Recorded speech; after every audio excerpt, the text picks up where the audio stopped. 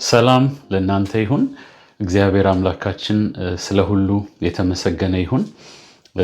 እንግዲህ የእግዚአብሔር ቃል ንባብ በግላችን ሁላችን የምናደርገው ጥሩ እየሄደ እንደሆነ ተስፋ አደርጋለሁ። በዛሬው ክፍለ ጊዜ እንግዲህ የምንመለከተው ዘጸአት ምዕራፍ 14 ጀምረን እስከ 15 ያለውን ክፍል ነው የሚሆነው። እንግዲህ ሁልጊዜም እንደምናደርገው በየግላችሁ የእግዚአብሔርን ቃል ስታጠኑ ስታነቡ ከምንባቡ ውስጥ ወንጌልን የሚያሳየንን ወይም ጌታ ኢየሱስን የሚያሳዩንን ሐሳቦች አብረን እንካፈላለን። ስለዚህ በንባባችሁ ወይም በንባባችን ያ ድጋፍ ይሆነናል፣ ያግዘናል፣ ወይም የበለጠ ትኩረት ልንሰጣቸው የሚገባቸውን ክፍሎች ያሳየናል ማለት ነው። እንግዲህ የዛሬዎቹ 5 ምዕራፎች ከ14 እስከ 18 የሚተርኩት የእግዚአብሔር ሕዝብ እስራኤላውያን ከግብፅ ከወጡ በኋላ ወደ ሲና ተራራ ከእግዚአብሔር ጋር ቃል ኪዳን ወደሚያደርጉበት ወደዚያ ስፍራ እስከሚደርሱ ያለውን ክፍል ነው የሚነግረን። እንግዲህ እግዚአብሔር በእነዚህ ምዕራፎች ውስጥ እንዴት ሕዝቡን ባህር ከፍሎ እንደታደገ እንዳዳናቸው፣ እንዲሁም ደግሞ በሌላ በኩል ጠላቶቻቸውን ግብፃውያንን እንዴት ይህንኑ ባህር ደግሞ ከድኖ ወይም ዘግቶ እንዳሰጠማቸውና የእስራኤልን ጠላት እግዚአብሔር እንዴት እንደቀጣ እንዴት እንደተዋጋላቸው የምንመለከትበት ክፍል ነው።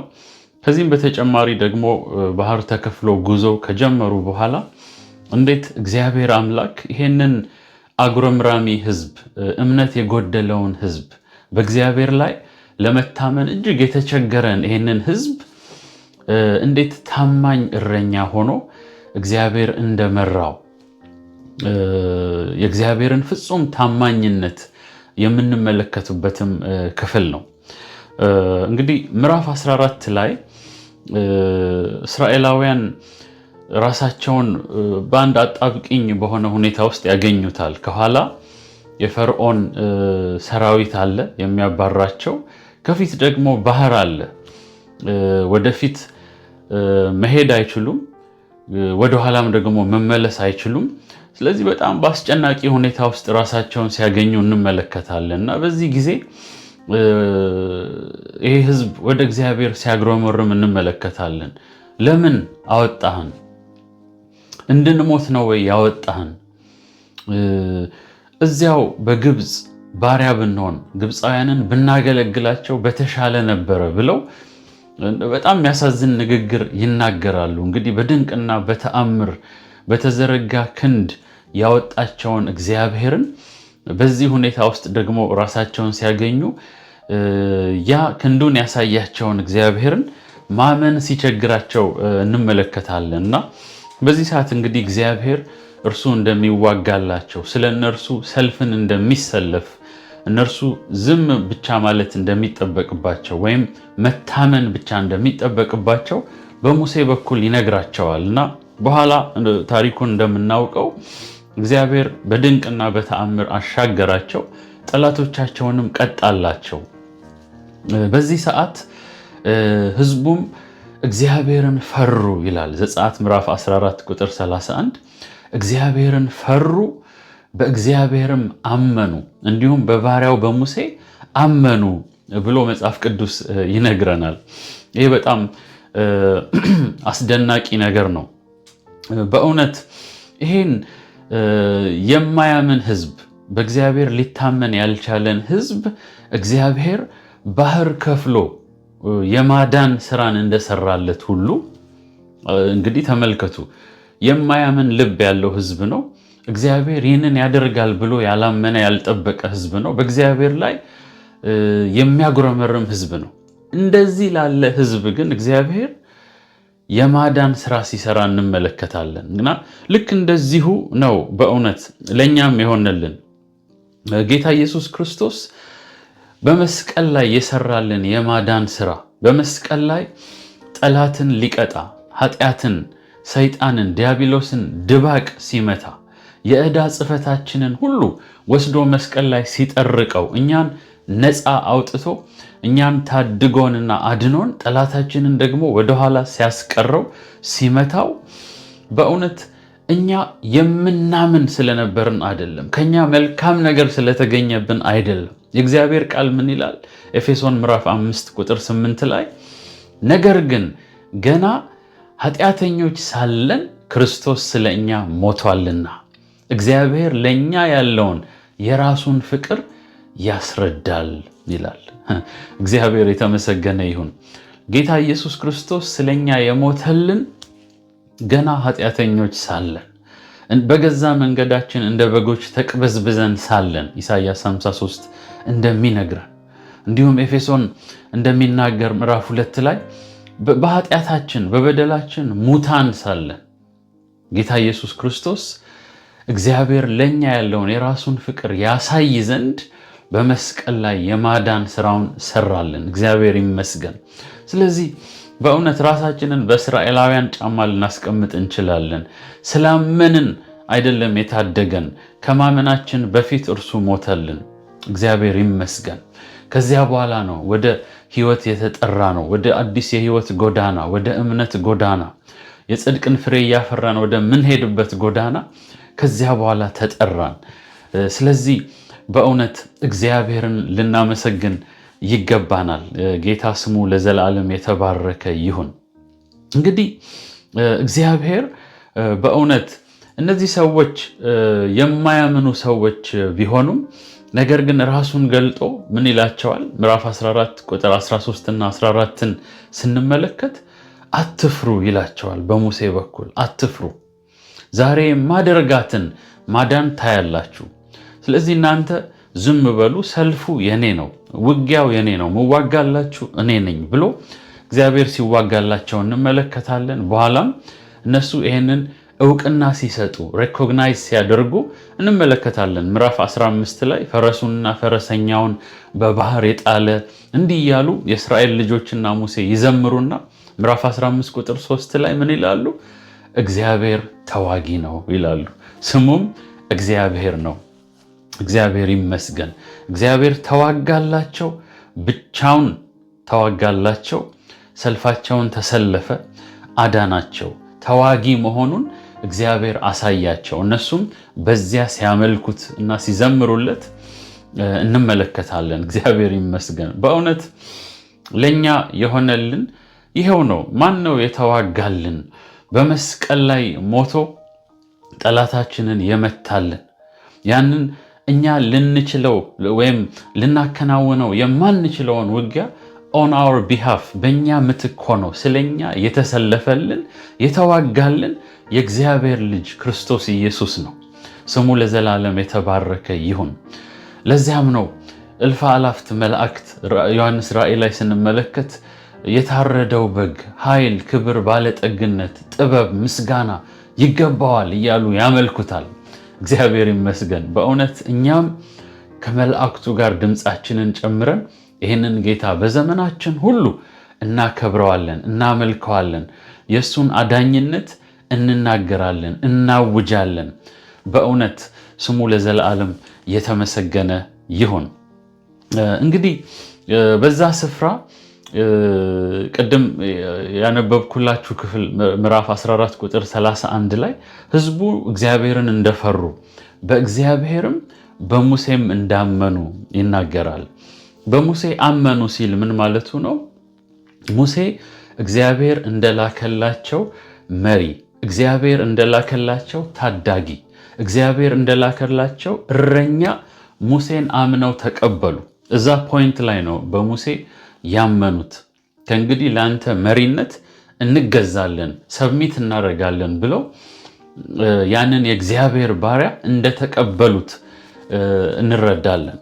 እንግዲህ በኋላ ሐዋርያው ጳውሎስ ለቆሮንቶስ ሰዎች በጌታ መንፈስ ሆኖ ሲጽፍላቸው ይህንን ወደ ኋላ ይሄድና ከብዙ ዘመን በፊት የሆነውን ይህንን ክስተት ያመጣና ከኛ ጋር ያገናኘዋል። አንደኛ ቆሮንቶስ ምዕራፍ 10 ላይ ቁጥር 2 ምን ይላል? አባቶቻችን ሁሉ ከደመና በታች ነበሩ፣ ሁሉም በባህር መካከል ተሻገሩ፣ ሁሉም ሙሴን ይተባበሩ ዘንድ በደመናና በባህር ተጠመቁ ይላል። እግዚአብሔር ይመስገን።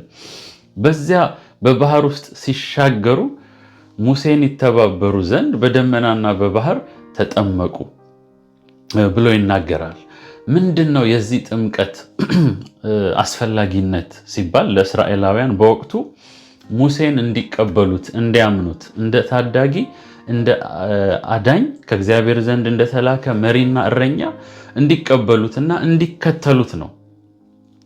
ጥምቀት ለኛ ለአዲስ ኪዳን ሰዎች፣ ለክርስቲያኖች፣ ለክርስቶስ ኢየሱስ ደቀ መዛሙርትና ተከታዮች ምንድን ነው ሲግኒፊካንሱ ብንል ጥምቀት ጌታ ኢየሱስ ክርስቶስ አዳኛችንና ጌታችን እንደሆነ በመስቀል ሞቱ እንዳዳንን ማመናችንን መቀበላችንን የምናሳይበት ነው። ስለዚህ የጥምቀት ሲግኒፊካንስ ወይም አስፈላጊነት ምንድን ነው? ጠቋሚ ነው፣ አመላካች ነው።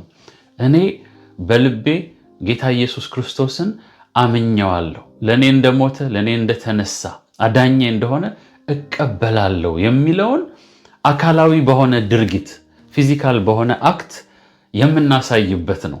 ስለዚህ ለምሳሌ ባልና ሚስት ሲጋቡ ቃል ኪዳናቸው በልባቸው ነው። ሚስት ባሏን፣ ባል ሚስቱን የሚቀበሉት በልባቸው ነው። ስለዚህ በልቡ ያቺ ሴት ሚስቱ ናት፣ በልቧ ይሄ ሰው ባሏ ነው፣ ተቀባብለዋል። ነገር ግን ከዛ በኋላ ያሳውቃሉ። ይሄን በልባቸው ያለውን መፈቃቀድ ደግሞ ለኤክስተርናል ወርልድ ያሳውቃሉ። እና ጥምቀት የእወቁልኝ ድርጊት ነው። ዓለምም ይወቅ፣ ምድር ይወቅ፣ እግዚአብሔርም ደግሞ በልብ ያለውን እንደሚያውቅ ሁሉ ይኸው ለእርሱም እመሰክርለታለሁ በዚህ በድርጊት በጥምቀት በሚባለው ድርጊት እና ሰዎች ሁሉ ይወቁ፣ ከእንግዲህ አዲስ ሰው ሆኛለሁ፣ አዲስ ጎዳና ጀምሬያለሁ። መናፍስትም ይወቁ፣ መላእክትም ይወቁ፣ ምድርም ሰማይም ይወቅ፣ እወቁልኝ፣ ጌታዬን በልቤ የሾምኩትን ያመንኩትን ጌታ ይኸው ደግሞ ጥምቀት በሚባለው ክቡር ስርዓት እናንተ እንድታዩ በልቤ ያለውን እምነት ያመላክትልኝ ዘንድ ይህንን ስርዓት እፈጽማለሁ ማለት ነው። እና ስለዚህ ሙሴን ለመከተል እነርሱ እንደተጠመቁ እኛም ደግሞ ጌታ ኢየሱስን አምነን ተቀብለን እርሱን በሕይወት ዘመናችን ሁሉ ለመከተል እንግዲህ ከክርስቶስ ጋር ሞቼ ከኢየሱስ ጋር ተነስቻለሁ። ለዓለም ሞቻለሁ፣ ለክርስቶስ ኢየሱስ ተነስቻለሁ፣ እኖርለታለሁ። ሕይወቱን ሰጥቶኛል፣ ሕይወቴን እሰጠዋለሁ። ከእንግዲህ በኋላ የእርሱ ነኝ፣ እርሱን እከተለዋለሁ ብለን የምናሳይበት ነው ማለት ነው። እንግዲህ በእውነት ይህንን ስናይ በብሉይ ኪዳን የሆነው እንግዲህ ዘጸአት ላይ የሆነውን ነገር አዲስ ኪዳን ላይ የጌታ መንፈስ አምጥቶ ለቆሮንቶስ ሰዎች ዛሬ ደግሞ ለኛ ለአዲስ ኪዳን ሰዎች ሲናገር የእግዚአብሔር የማዳን ስራ ያኔ የጀመረው ያኔ የታየው የማዳን ስራ ኮንቲኒቲውን ቀጣይነቱን ያሳየናል ማለት ነው። እንደው ድንገት የመጣ ሳይሆን የጌታ ኢየሱስ መገለጥ አስቀድሞ የማዳን ስራው ያኔ የተጀመረ እንደሆነ ኢየሱስን የሚያመለክት የሚጠቁም እንደሆነ እንረዳለን ማለት ነው። እግዚአብሔር የተመሰገነ ይሁን። እንግዲህ እግዚአብሔር ተዋጊ ሆኖ ሰልፋቸውን ተሰልፎ በቀይ ባህር ተአምራት ካደረገላቸው በኋላ እንግዲህ ጉዟቸውን ሲቀጥሉ ነው የምንመለከተው ወደ ሲና ተራራ። በዚህ በእውነት መዝሙረ ዳዊት ምዕራፍ 23 ላይ እንደተጻፈ እግዚአብሔር እረኛዬ ነው የሚያሳጣኝም የለም የተባለለት ይህ እረኛ በጉልህ ይታያል በሕዝቡ ጉዞ፣ የምድረ በዳ ጉዞ። መዝሙር 78 ላይም እንደዚሁ ምን ይላል? ሕዝቡን ግን እንደ በጎች አሰማራቸው፣ እንደ መንጋም በምድረ በዳ መራቸው ይላል። በእውነት በድንቅ በንስር ክንፍ ተሸክሞ ሕዝቡን እየተንከባከበ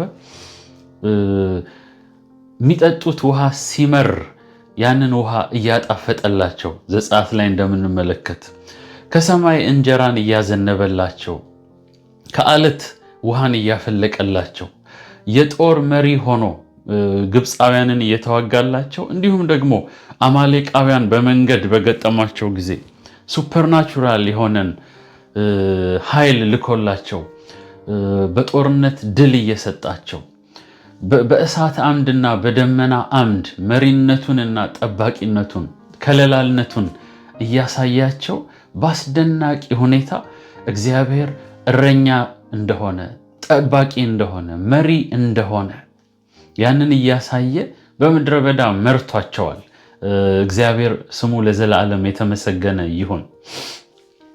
ምዕራፍ 16 ቁጥር 4 ላይ እግዚአብሔር ይህ ሕዝብ በተራበ ጊዜ ባግሮመረሙ ጊዜ እግዚአብሔር አንድ ነገር ያደርግላቸዋል። ቁጥር 4 ምን ይላል? ከሰማይ እንጀራን አዘንብላችኋለሁ ብሎ እግዚአብሔር ታምራዊ በሆነ መንገድ እንግዲህ ከዚያች ዕለት ጀምሮ ለ40 ዓመት የከነዓን ድንበር እስከሚደርሱ ድረስ ሳይቋርጥ እግዚአብሔር መጋቢነቱን አሳይቷቸዋል። ይህ ከሰማይ የወረደ እንጀራ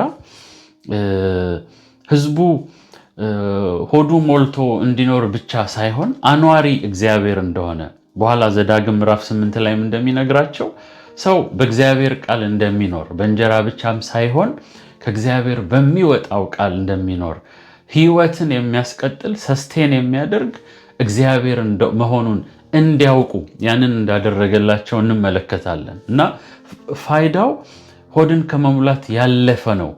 አሁንም ልክ ቅድም እንዳነሳሁት ብሉይ ኪዳን ላይ የተጀመረው የማዳን ስራ ቀጣይነት እንደታየ ሁሉ አሁንም በዚህ ተመሳሳይ ነገር ነው የምንመለከተው። እንግዲህ ጌታ ኢየሱስ ክርስቶስ በአዲስ ኪዳን ሲገለጥ ካደረጋቸው ተአምራቶች አንዱ ተከታዮቹን ወይም የእርሱን ትምህርት ሊማሩ የተሰበሰቡ ሰዎችን ተአምራዊ በሆነ መንገድ እንጀራን ባርኮ ለሺዎች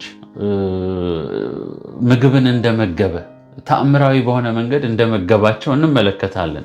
ለምሳሌ ዮሐንስ ወንጌል ምዕራፍ 6 5,000 የሚያክሉ ሰዎችን እንደመገበ እንመለከታለን። እና ነገር ግን የዛ ዋናው ዓላማ ምን እንደሆነ ዮሐንስ ወንጌል ምዕራፍ 6ን ዘልቀን ስናነብ ነው። ብትችሉ ጊዜ ሲኖራችሁ ሙሉውን ምዕራፍ እንድታነቡ ኢንካሬጅ አደርጋችኋለሁ። እና በዚያ መተው ተአምራትን አሳየን ብለው ይጠይቁታል። በብሉይ ኪዳን የሆነውን ተአምር ያነሱና ይበሉ ዘንድ እንጀራን ሰጣቸው ተብሎ ተጽፏል፣ አንተም እንደዛ አድርግ አይነት ነገር ነው የሚሉት። እና ጌታ ኢየሱስ ክርስቶስ ምን ይላቸዋል? የሕይወት እንጀራ እኔ ነኝ ይላቸዋል። በእኔ የሚያምን ለዘላለም ይኖራል፣ ሕይወት ያገኛል ብሎ ይነግራቸዋል። ምዕራፍ 6 ቁጥር 51 ላይ እንዲህ ይላል፣ ከሰማይ የወረደ ሕያው እንጀራ እኔ ነኝ፣ ሰው ከዚህ እንጀራ ቢበላ ለዘላለም ይኖራል ይላል። እግዚአብሔር የተመሰገነ ይሁን። ምን ማለቱ ነው? እኔን የሚያምን ወይም ደግሞ ይህንን እንጀራ የሚበላ ሲባል በእርሱ ማመንን በልባችን ውስጥ እርሱን ማመንና ማንገስን በእርሱ መታመንን ነው የሚናገረው። እና ይህን የሚያደርግ ለዘላለም አይራብም፣ ከቶ አይራብም፣ ለዘላለም ይኖራል። ምክንያቱም እርሱ ስለ እኛ ሲሞትልን የእርሱ ሕይወት ወደኛ ውስጥ ገብቷል። ያ የዘላለም ሕይወት እኛ ውስጥ የገባው እርሱን ባመንን ጊዜ ነው። ለዚህ ነው የዘላለም ሕይወት አለን ስንል ከየትም ያመጣ ነው ሳይሆን ከክርስቶስ ኢየሱስ ሞት የተነሳ ወደኛ የገባብን በማመናችን ምክንያት ያገኘነው ሕይወት ነው። እግዚአብሔር የተመሰገነ ይሁን። እንግዲህ እዛው ክፍል ላይ ምዕራፍ 6 ቁጥር 58 ላይ ምን ይላል? አባቶቻችሁ መና በልተው እንደሞቱ አይደለም፣ ይህን እንጀራ የሚበላ ለዘላለም ይኖራል ይላል። እነዚያ መና 40 ዓመት በልተዋል በተአምራት፣ ነገር ግን ሁሉም አልፈዋል። ለዘላለም የሚያኖር መና አልበሉም። ነገር ግን እኔ ይላቸዋል የሕይወት እንጀራ ነኝ፣ እኔን የሚበላ ለዘላለም ይኖራል፣ በእኔ የሚያምን የዘላለም ሕይወት ወደ ውስጡ ይገባል፣ ሕይወትን ያገኛል ማለቱ ነው። እግዚአብሔር የተመሰገነ ይሁን። እርሱ በእውነት የሕይወት እንጀራችን ነው። ከሰማይ የወረደው መናችን እርሱ ነው። እርሱን ማመን ይሁንልን። እርሱን ዕለት ዕለት መብላት ይሁንልን። ዕለት ዕለት እሱን መናፈቅ፣ ከቅዱስ ቃሉ እርሱን ለማወቅ፣ እርሱን ወደ ውስጣችን የበለጠ ለማስገባት፣ እርሱ የበለጠ እንዲገለጥልን መብላት ማለት ይሄ ነው። ልክ ዕለት ዕለት ምግብ እንደምንበላ we need to feed on Jesus ዕለት ዕለት ከኢየሱስ መካፈል አለብን። ከዚህ የህይወት እንጀራ እርሱን በጸሎት ጊዜያችን የእሱን ጸጋ መካፈል፣ ፊቱን መናፈቅ፣ ከእርሱ ጸጋን ማግኘት፣ እርሱን ማየት። ቅዱስ ቃሉን ስናጠና የቅዱስ ቃል ንባብ ዋናው ዓላማው ኢየሱስን ማየት ነው፣ እርሱን ማግኘት ነው፣ ከእርሱ ጋር ፌሎሺፕ ማድረግ፣ ህብረት ማድረግ፣ ጊዜን ማሳለፍ፣ ከእግሩ ስር እንደ ማርያም ሆነን መልካም ዕድልን መርጠን የአንደበቱን ቃላት መስማት። ጌታን መብላት ማለት ይሄ ነው። የህይወት እንጀራ ነኝ ሲል እኔ ህይወት ሰጣለሁ፣ በእኔ እመኑ፣ በእኔም ኑሩብኝ። በምግብ እንደምንኖር ሁሉ ዕለት ዕለት ምንኖረው በዚህ የእግዚአብሔር ቃል በሆነው ስጋን ለብሶ በመጣው በኢየሱስ ነው ማለት ነው። እግዚአብሔር ይመስገን። ሌላ አንድ ላነሳ መወደው ምዕራፍ 17 ላይ ከአለት ውሃን እግዚአብሔር እንዳፈለቀላቸው እንመለከታለን እና በዛ ስፍራ ምዕራፍ 17 ከ1 እስከ 7ን ስታነቡ በተለይ ቁጥር 6 እንዴት እግዚአብሔር በሆሬብ ቆሞ ሙሴ በዚያ በትር አለቱን ሲነድል ውሃ እንደፈለቀ እንመለከታለንና በኋላ እንግዲህ አሁንም ልክ እንደ ቀደም እንዳነሳሁላችሁ አንደኛ ቆሮንቶስ ላይ የጌታ መንፈስ በጳውሎስ አልፎ ለቆሮንቶስ ሰዎች ይናገራል። አንደኛ ቆሮንቶስ 10 ቁጥር 4 ላይ ምን ይላል? ስለ አባቶቻቸው ነው የሚነግራቸው፣ ስለ እነዚህ እስራኤላውያን ይከተላቸው ከነበረው ከመንፈሳዊው አለት ጠጥተዋልና ያም አለት ክርስቶስ ነበረ ይላል። እግዚአብሔር ይመስገን።